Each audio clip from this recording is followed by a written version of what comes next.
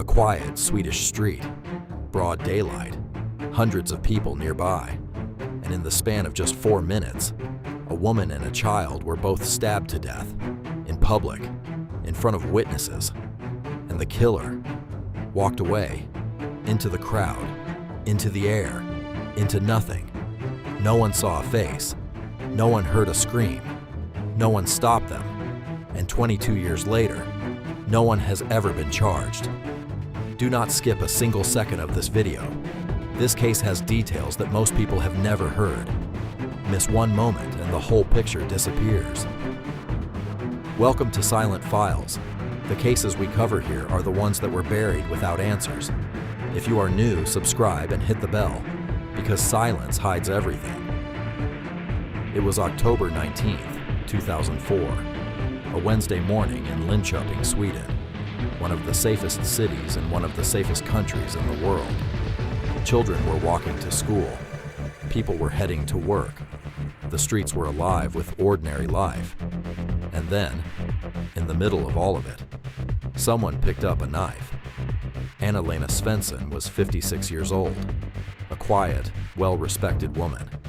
She was walking down the street that morning, completely alone, completely unaware. And then, without warning, without a word, she collapsed, stabbed in the stomach, in broad daylight, on a busy street, with people all around her. People rushed to help her. Panic spread across the street. And then, just minutes later, 4 blocks away, 8-year-old Mohammed Amouri started screaming. He had been stabbed too. Same morning, same area, same weapon, 2 completely different victims. A 56-year-old woman and an 8-year-old child. No connection between them. No shared history. No reason for either of them to be targeted. And yet, someone had targeted them both.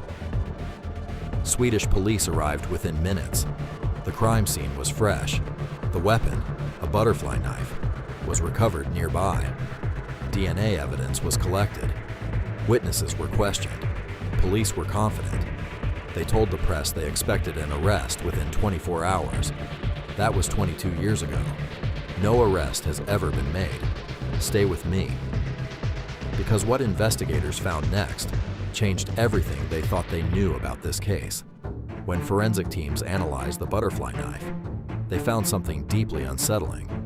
The knife had been wiped, deliberately, carefully, every surface cleaned with a precision that suggested this was not a random act of madness. This was planned. This was controlled. And whoever did this knew exactly what they were doing. But here is where the case becomes truly disturbing. Investigators could find absolutely no connection between the 2 victims. Anna-Lena Svensson and young Mohammed Amouri had never met. They lived in different parts of the city. They had no shared friends, no shared places, no shared anything.